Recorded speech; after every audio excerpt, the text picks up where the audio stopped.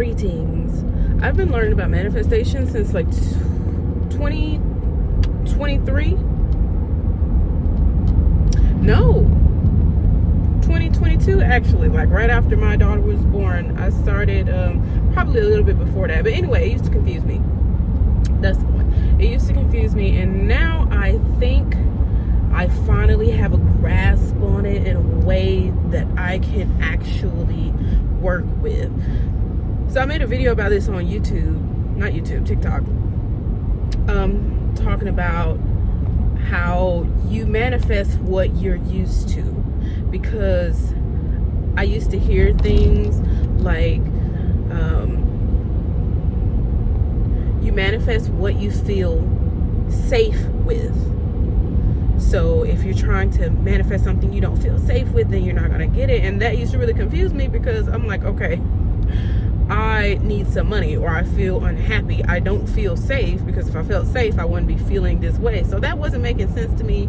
Living in the end wasn't making sense to me, because living in the end means I'm gonna acting as if means I'm going to means I'm gonna walk into a bank and try and withdraw a certain amount of money that I do not have.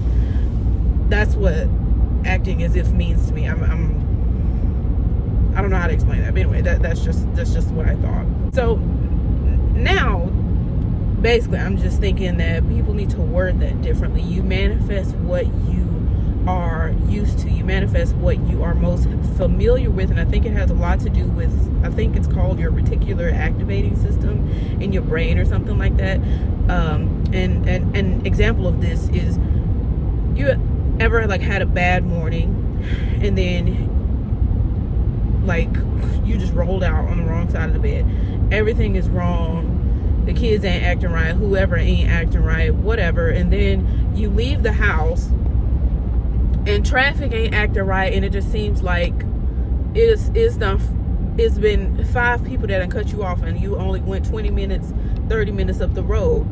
And it just seems like everything is out to get you. It's not that everything is out to get you. It's just that because you're already frustrated, your brain is scanning for frustrating things, because that's currently the familiar emotion to you. That's especially if that's what you think, if that's what you feel like on a day-to-day basis. It's not necessarily what you're thinking about and what you're wanting. It's about how you're feeling when you're thinking about that item. So for example, a lot of people are thinking about money. They want money. They don't have enough of it. But when get on the side of the road, you're supposed to be on, sir. But when you're thinking about it like that, the emotion that's associated with that is anxiety. It's anxiety, it's lack, it's discomfort. Like you're feeling tension. You're feeling a lot of tension. That's not something that you're feeling good about. So it's about the feeling, not necessarily the thing. That's why you'll hear things, you'll hear people say stuff like, don't speak about it in the negative. It's not the words you say themselves. It's about the feelings that they evoke. It's, at the end of the day, it's about the emotions, and I'm gonna keep saying that. It's about the emotions that you're having while you are thinking about the thing.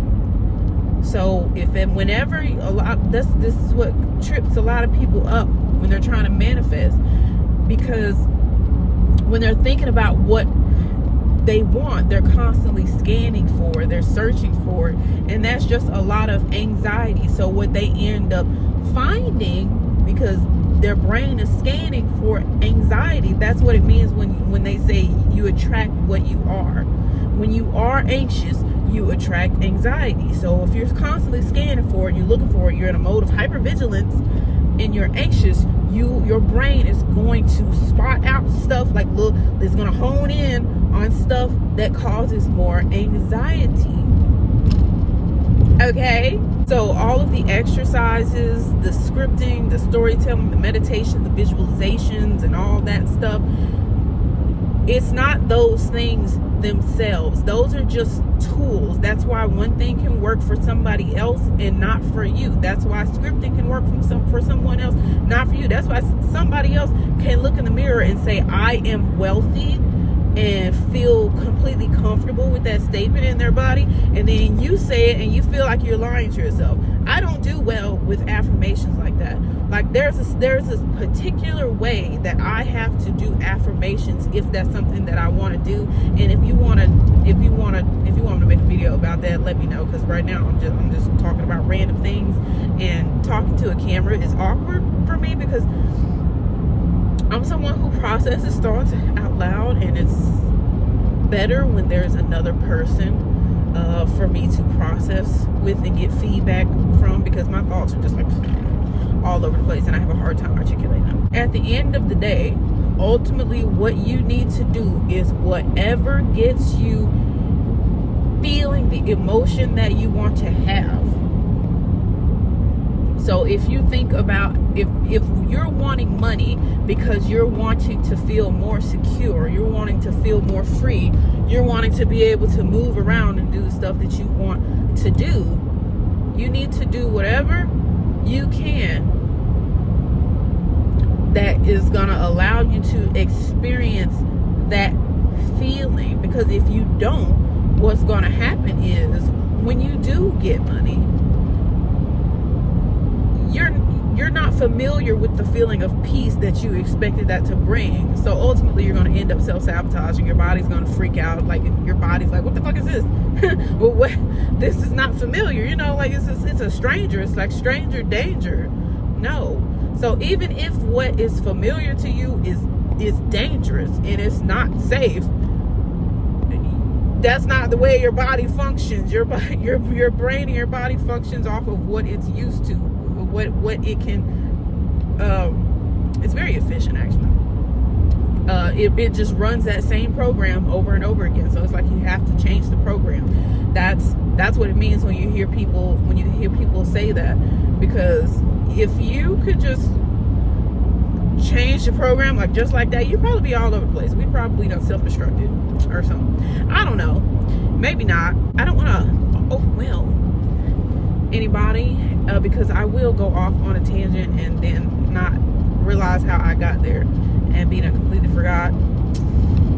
So yeah, find out whichever tool helps you to feel the feeling that you want to experience, and focus on the feeling.